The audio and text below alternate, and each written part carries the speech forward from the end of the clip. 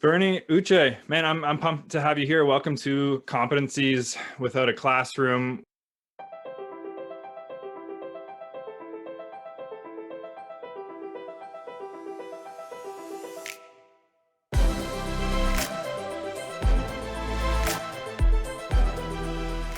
We're going to dig into a lot today, but we start off every episode with the same question. It's the most important question. It's what our listeners want answers to. And Bernie, you know this, middle school and high school students and their teachers, these are busy individuals. They don't have time for fluff. So we're going to get right into it.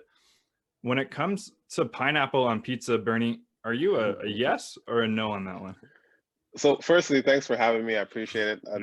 I've been looking forward to this for a while. Secondly, I am absolutely in the yes column for pineapple on pizza. Yeah. My wife thinks I'm crazy. Some of my friends do as well. No. I don't get the controversy. It's a wonderful combination. It's delicious, right? Yeah. You are absolutely in the right on that one, Bernie. So it's a great way to start off this conversation. So now that we are a fan of yours, Bernie, tell us a bit more about yourself. Who are you and what are you doing for work right now? Yeah, so on a personal note, I'm a sort of jack of all trades. I do a lot of different things. I have two podcasts I run, one about soccer, and the other one is just, me and another guy just having fun and just saying what we think about things that are going on. I do a lot of things in the nonprofit space as well, but well-traveled, lived in 5 different countries, so only speak one language, English, which is interesting. And I'm a foodie as well. But as far as work goes, I'm a cloud technical specialist at IBM. So people always ask me, what's the cloud? And I give them it's not just where you store your files. And so I get into the nitty gritty of it with clients. So work with clients to get them into the cloud and get them to understand what it is. Okay. What about for a 16-year-old listening to this? How do you, and maybe their teacher as well, how do you simplify, give me an example of something you might do on a day-to-day in layman's terms that a 16-year-old listening to this might understand it? Yeah, so in a day-to-day, I will communicate with customers. So it might be, the head of IT at one of the banks, and he might have a project, and I will say to him, this project needs to go to the cloud, and here's why. I will draw up a diagram that explains it. Diagram usually has their location and a cloud bubble and arrows, and we'll talk about the different pieces and why they need to go there and how they need to go there. Yeah. And I do a lot of demos, so I'll show them how those things will operate in the cloud as well. So those are 2 things I would do mostly in my day, explaining things to them and doing demos. Okay, so knowing how to communicate is a very important skill in the job that you have, right? Absolutely essential. You got to be able to communicate confidently, so know your stuff. But you're talking to high-level execs, right? So their time is very critical. So it's got to be brief, but it's got to be impactful at the same time. That's interesting. Yeah. It's a different type of communication. It's concise, it's to the point, but still in a way that they can understand it, even if they're not the technical experts that are on your team type of thing, right? Oh, yeah. In 15 minutes, 30 minutes sometimes, you want to be able to leave them inspired. And you want to make them want to do that thing, right? Yeah. Cool. So, Bernie, let's talk a little bit about your pathway to the cloud. This is an assumption, so correct me if I'm wrong, but given your life experience, I'm sure the cloud wasn't the cool, hot thing when you were in high school, right? So a lot of the students listening to this are trying to figure out their pathway after high school. What did that look like for you? Was it direct to the cloud, or did you kind of go all over the place until you ended up where you are today? It was a little all over the place. So I did computer science in high school, and I was good at it, but I didn't like it. And my dad he's retired, but he was an IT manager. Cool. So it's always been, those techie type of things have always been in my family, but I didn't want to do it. I don't know why, if I was just rebelling, but I just didn't want to do it. I was great at English, great at economics, but I always thought I wanted to do something analytical. And we'll get into that, I think, for the wrong reasons at that time. So I said I want to do economics in university. So I worked towards that pathway, which I kind of did for the wrong reasons. But yeah, I got into the cloud sort of randomly. I got a technology sales job after university, because what do you do with an econ degree unless you're doing economic policy? Right. And I loved it. It's a different way to get into tech, but I loved talking about it. I loved talking to people and clients, right? And it spiraled from there, and I became more technical, taking additional courses on my own time, not just to be the sales guy, but to be really, really knowledgeable in it. And then the cloud just became a thing, just almost overnight. And I said, future planning, that's where I need to be, because that's the future. Yeah. And which is an important skill to have, to know where things are going in the world and try and jump on a wave early enough to make yourself valuable. So that's how I got here today. That's cool you bring it up. I mean, I've thought about that as well. I don't know what the skill is. Maybe it's pattern recognition or something like that, just to know there was an opportunity. So when you noticed that the cloud, it was booming overnight. Did you do anything? Did you take another course in cloud computing, or was it a lot of the skills you already have and you just learned to apply them in a different way? Like, how did you recognize that there was a shift happening and then act on it? Yeah, so firstly, I was having a lot of conversations with my customers where they were saying, "Hey, this cloud thing," like they were asking me, like, Right. what do you think? What do you think's happening here? And I was wondering, why is everyone asking me this? And then I saw it in the news. Our bosses started talking to us about it. Yeah. Very, very early days, and I realized, even things like software packages like Adobe, you used to have to buy the CD, or they'll send you a download link and then you own it forever. Right. And they switched their product to Creative Cloud. That was one of the first ones that forced you to buy Creative Cloud. And I said, why are they forcing you to buy Creative Cloud? There must be something there. And they must know there's more money, something there. Yeah. So I took a course, a 1-year course at U of T. I did it after work. And it's called Cloud Computing at University of Toronto, and there are 3 modules to that. Cool. And that was really, really eye-opening for me. It really exposed me to that and sort of put me ahead of other people in that sense, I would say. It's a smart man. And if I'm correct, Bernie, that wasn't the last time you took additional schooling, right? Congrats. No, thank you. Thank you. Just finished my MBA. Yeah, that was something I never thought I would do. Personally, I felt, I don't need that. Yeah. But so why did you? I did it, and I'm happy.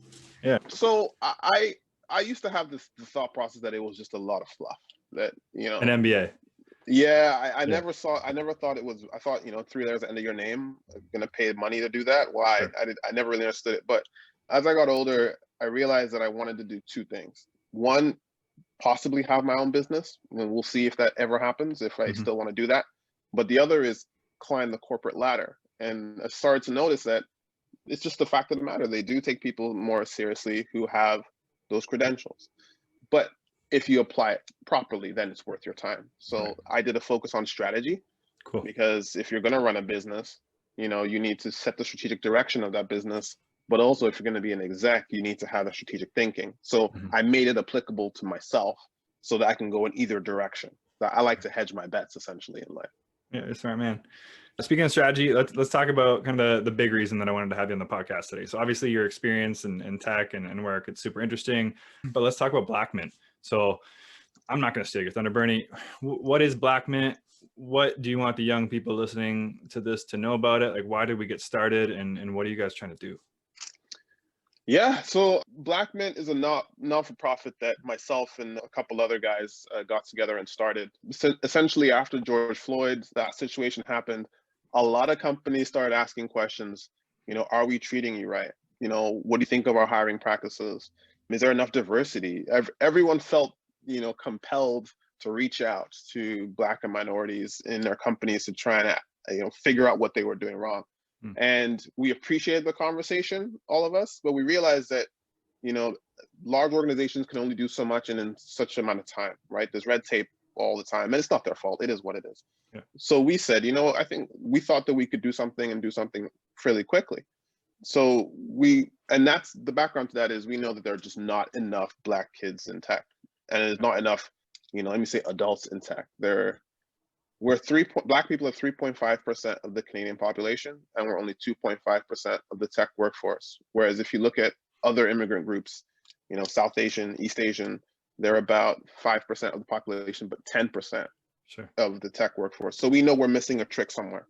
It could be systemic racism, it could be an awareness problem, whatever it is, we're missing a trick. So, and these companies are either not looking for that talent, or that talent isn't there because of the things I just mentioned.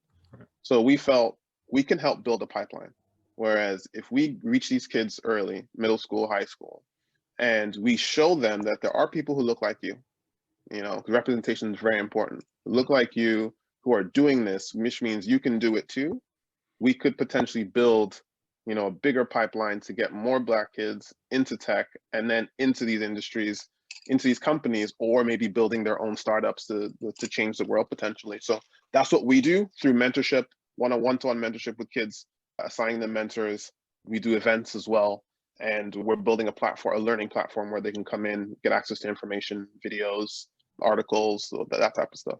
That's so amazing. Yeah, obviously, I hope you guys keep leaning on my blueprint and us doing it proactively to help share that message and promote the amazing work you guys are doing. Can we talk? I know it's still kind of early years and this is a pilot and we're still kind of figuring it out. And you just alluded to it a little bit with the mentorship and the digital platform piece. But if I'm a student, I'm a young Black student, I'm interested in learning a bit more about Blackmint, like what would that look like from my perspective as far as a commitment and what's available to me? So right now, for the general information, I encourage everyone to go to blackmint.io, got our mission, our vision up there. But we encourage kids to come to our events. We have one next Thursday, which is a second in a series of what we call Tech Stardom. So we had one on software development, sort of intro to software development, and now it's an intro to data science. So we encourage people to jump on and see what's going on there. But generally, the idea is we would pair the mentee up with the mentor, and it'd be one-to-one mentorship where we want the mentee and the mentor to build that relationship. I don't really want to, be prescriptive in terms of this is how you have to do it. We just ask them to sort of agree and let us know what they've agreed on, whether it's, we meet up once a month, we meet up, once a week, even whatever they want to do. But the idea is you're not just going to have a sounding board. You have a sounding board, but these mentors are going to give you things to do. So if a student says in a forum that, we're really interested in software development, okay, cool. We'll try and help you along that path, give you the tools and resources that you need to learn that, at least to the level that's appropriate for you. If you want to switch, that's great. We can introduce you to a different mentor. That's absolutely fine. But we want to build lifelong relationships wherever possible. It's super important. And, that's what a good mentor or coach does, right? They don't tell you what to do, but they have conversations with you. They ask you the right questions and you can come up to it on your own, right? Exactly.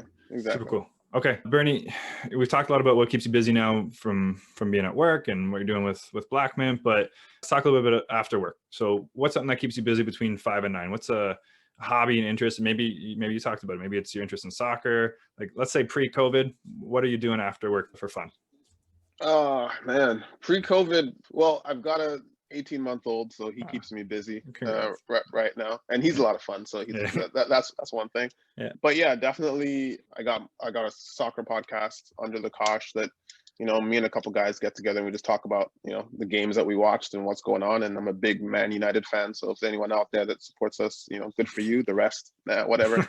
But I love basketball as well. So yeah, we were in well, my wife was pregnant in the parade, so that was fun. And I'm a big comic book guy as well. I'm really into comic books and comic book movies, especially DC. I'm a big Superman, Batman, that kind of thing. So I read comics, I watch TV shows, movies, and generally sci-fi as well. Like I'm all over the nerdy stuff. That's for sure. That's awesome, man. You ever see a future where you're creating your own comic book? Maybe that's the business you create? I've always thought about that as a kid. I even had the character name and everything. But yeah, I don't think that's gonna happen. I can't draw or do any of that. So hey, never say never, man. Canva? Yeah, so now they have a comic book template. So if you want to start with your M1 or your MVP, that's a good place to try it out. Oh, all right. Yeah. All right. We'll try that out. So Bernie, are you on Instagram personally? I am on Instagram at Uche, so BUCHE21 on Instagram, yeah. So I love Instagram. I mean, it's actually more of a love-hate relationship. I love it, but I've deleted it from my phone because I know that I don't have the willpower to not scroll and waste time when I don't need to be. Main reason I bring up this question is, the love part of it is there, but the hate part of it as well is that I think a lot of people use it in a very inauthentic way where they're picking their best of their highlight reel type photos and situations to show with the world. But that's not what life looks like all the time, right? So I usually use this question as a segue for you to talk about maybe the opposite of that. What's a failure, maybe something in your personal or your professional life that you can speak to from the last few years that, the young people listening this would benefit from hearing about? Yeah, I think that's a very interesting point on that, because I noticed that. So now if you go to my Instagram, you're going to see a lot of like promo for my podcast, for instance, or Blackmint stuff. Yeah. There's not much personal stuff anymore. And that wasn't my intention, but I realized that when I wasn't doing that, it was, oh man, I look good in this picture, or we look good in this picture, and You know, oh, you know, we're traveling, so people are going to be not jealous, but you know what I mean? They're going to like this in Morocco or something. And it was always about unconsciously about impressing other people, Yeah. which sort of realizes not, I mean, when you step back from it and you look at it and you're like, that really isn't what I want to be about, you know? So I kind of now have the mindset of posting because I want people to see, you know, just something. I don't really attach any value to it anymore. But that's important because you said, you know, people fail at things. Not everything is great. And, you know, I had a huge failure right after university. I got a job at this sustainable building materials company. It was a small company, essentially just the owner and her husband. And I was brought on. I don't even know what I was supposed to do. It was just a jack of all trades type of job, I guess. I was sales, logistics, I was back end, that was everything. But I had you know, I have the 3-month probation period. I didn't make it 6 weeks. She let me go. And she said that, you know, you're actually really, really smart, but you seem like the type of guy who needs to go to a big company, get that training, get like solidified, and then you're going to do big things. At the time when she let me go, you know, because I didn't have the discipline to do this on my own, like, you know, a 3-person company and I'm the 3rd person, Right. like out of university, I just wasn't disciplined enough. I was a little bit of a wild child, I guess. Sure. Making mistakes all over the place and costing her money, I guess. Yeah. But her advice was really good because I did do that. I did get the training. And right off the bat from that company, I was, you know, not trying to brag, but I think people should be confident in what they do. I was the best one there. Right. Because they had a hiring class and I was simply the best person there. And I've been that way ever since because I don't want to get fired anymore. But you know, you learn these lessons as you go along, and I think the failures are important to hold on to because they're the most important lessons sometimes. Yeah, you know what? That probably was great advice because coming out of school, it's not the worst idea to have some structure, right? You never had that real official job before. You're kind of thrown in there, especially with a husband and wife couple. You're the odd man out kind of thing. So clearly it worked out for you. But I mean, let's talk about that because there's a lot of young people listening to this where, wow, you just got fired from your first job 6 weeks in. Like, what did you do? Like, how did you bounce back to that? Did you take a second to, like, did you listen to her advice at the time? Were you upset? Did you need time to chill before you went back and started applying? Or was it like, no, I got to make something happen? Like, what was going through your mind when that happened? I was embarrassed and I was distraught, right? Like I was absolutely distraught. You know, you feel like the whole world's crumbling because just no one wants to be fired. I guess I was let go because she didn't, you know, whatever, to me it's fired, it's the same thing. Yeah. But I took some time. I took about a week just to think, you know, process what she said and think about it. And then I started applying again. But I almost didn't listen to her. I was going to go to this arts marketing sort of startup. And then my dad said, look, you're really good with tech. You're really like smart with that stuff. You just haven't leaned into it. I had a job offer from CDW Canada, a tech sales company. And he said, look, I know them. I've dealt with them in the past. You know, I know that they're a big company and they train people. Why don't you listen to her and do that? And it was paying less than the other place. But I listened to him and I listened to her. And, you know, it's paid off ever since. Like the trajectory I'm currently on wouldn't have been possible if I went the other way. There'd be no way. I'm glad you listened, man. I'm glad it worked out for you. Your dad had very good opinions. Speaking of opinions, okay, so let's talk about strong opinions, loosely held. So the way I always like to preface this part of the conversation is that a strong opinion, loosely held, is an opinion you have, you believe very strongly in it, but you're still open-minded enough to receive new information as it becomes available. So for me, my strong opinion, loosely held, is that I personally believe grades and tests, they do more harm than they do good. Do you have one of those, Bernie? Yeah, I subscribe to that one, firstly. You know, things like GMATs for MBAs and SATs, and they're getting rid of them anyway. I don't like them. Yeah. But mine is really around degrees. I think that you don't necessarily need one. I think the world is changing now. Like Apple and Google don't even require university degrees for, I think, entry-level developer jobs. Especially with software development, you can learn a lot of that on your own, or through mentorship or through boot camps, whatever. But the common path of going through university, it's actually a useful path. Don't get me wrong. Like I'm going to tell my kid, hey, what are you going to say in university? But if you are compelled and you know what you're doing and you know that the industry will support you regardless, then think about that and open your mind to the possibility of doing something outside of university or not at all. But I don't believe in, I'm son of immigrants, and they believe that there was a path that you went through: high school, go to university, that was it. Yeah. I think is useful, but I don't think it's the be all end all. You said a lot of important things there, and I agree with you, man. I mean, there's still value in post-secondary university, but I think it's, to your point, dependent on the situation and the industry. Like, do your research. I mean, you just went back and got your MBA, so obviously you're not saying it's the worst thing in the world, right? But there are a lot of scenarios where it's not that silver bullet. Sure, you want to be a doctor, you're probably going to have to go to medical school. That's not going to change for any time soon, but yeah, it's not for everybody. So do your homework, do your research, and there's other ways to get that experience, right? Exactly. So Bernie, what's a life skill that you weren't taught in high school, but maybe that you wish you were? Finance is one of them. I've heard things that financial education is coming into curriculums. I don't know if that's a thing or not, if that's happening, but I've heard that. And I wish that was something that we could find a way to teach kids, because man, you don't want to know what I did with money in the first year of university. That was a mess. That was a mess. And it's first time on my own, away from my parents. Well, I've been to boarding school, but it's not the same thing. You don't have money like that. So handling money day to day was my first time, and I didn't know what to do with it. Didn't know how to save. It's beyond the advice that I got from my dad. It's real world application of it. I didn't have it. So I think everyone needs to learn that early. You're 100% right. Yeah, I mean, they have, you're in Ontario, Bernie. So I mean, they've updated the Ontario curriculum a little bit. There's a course in grade 10, the careers course, and they've embedded a little bit more financial literacy into it in the last couple of years. There's still a long way to go. There's still a lot more we can do to be making sure that you don't have young people repeating the same mistakes that you made, because it was the same thing for me. No one told me what I should be doing. Now I'm an adult out there with a credit card. Like, there needs to be more education ahead of time about how to handle your finances, right? Yeah, I'll tell you, my friends and I, we joke about this all the time, because my buddy came up to me one day and he's like, "Man, what's wrong with you? You're not yourself." And I was like, "Bro," and I hope everyone gets it. I said, this was in November. I said, "Man, I'm on May money right now. Like, I'm using money I was supposed to be using in May right now."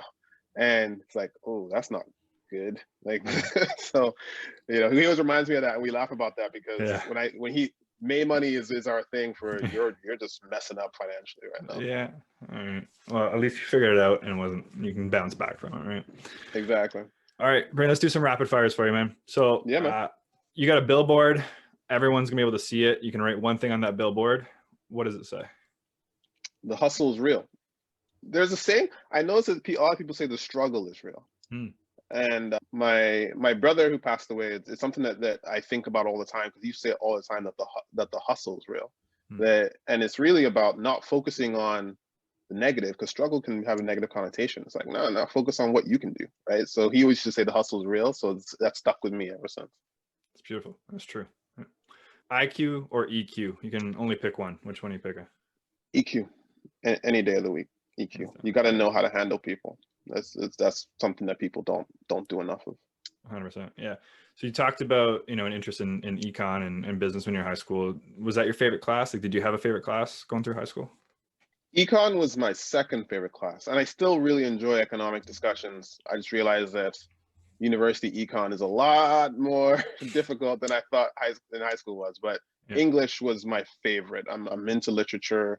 My whole family, my dad's written 2 books. My brother wrote a book. We write poetry. We used to rap as well. So, literature and writing has always been interesting to me. I'm sure you must have really appreciated the speech at the U.S. inauguration that day, then, eh? Or the poem? She was amazing. She was really amazing, yeah. Yeah.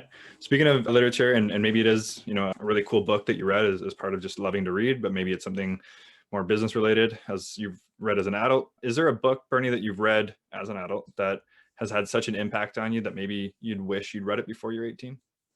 So as much as I like literature as a subject, I don't read that much nonfiction. I read a lot of autobiographies. I don't like self-help books, but I read a lot of autobiographies because I like to learn from other people's experiences. So the 2 that stand out for me is, in terms of understanding myself and what it is to be a Black man, I read the autobiography of Malcolm X, and I really enjoyed that. And it's just so raw and so visceral.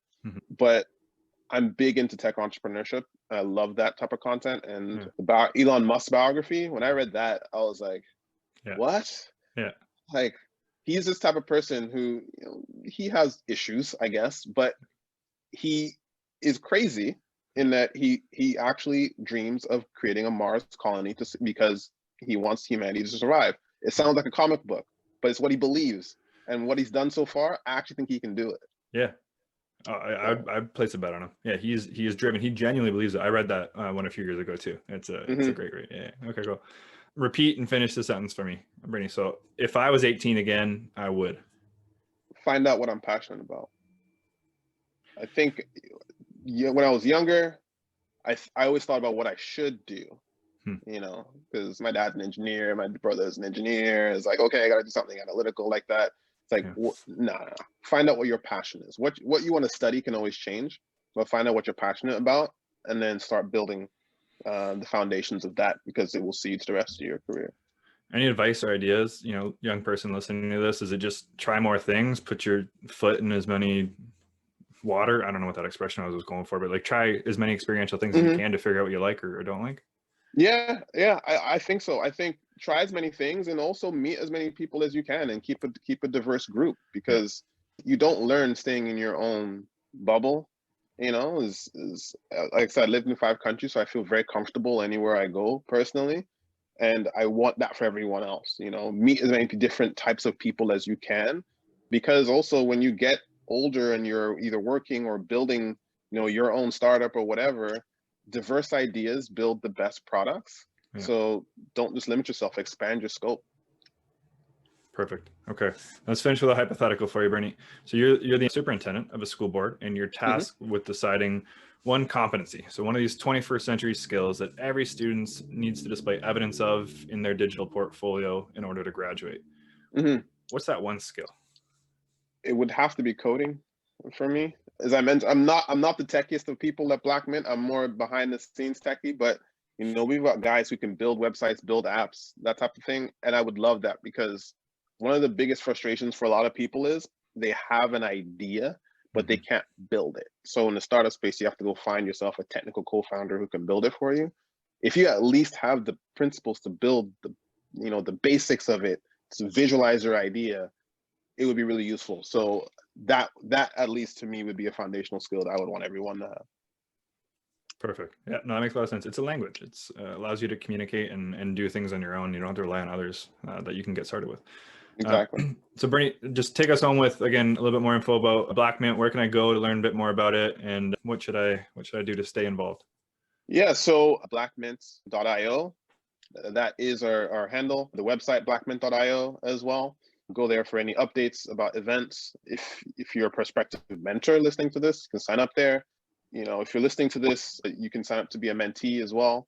And as far as anyone who's looking to stay involved, just look out for any of our events, any of our info that we post, share, like. We have a YouTube channel where we have a podcast in similar format to this, actually, called Rising Star. So find us on YouTube, blackmint.io, and become a subscriber, and leave comments, and anything that we can do to progress the future, the future of Black people in tech. You can email me, bernie@blackmint.io as well, and I'll be willing to answer any questions. Very cool, Bernie. All right, we'll put all those links, all those handles, all the stuff we talked about today in the show notes for this as well. So Bernie, man, can't thank you enough for your time. Thank you for what you're doing, and have a great weekend. Damien, thanks for having me, man. Appreciate it.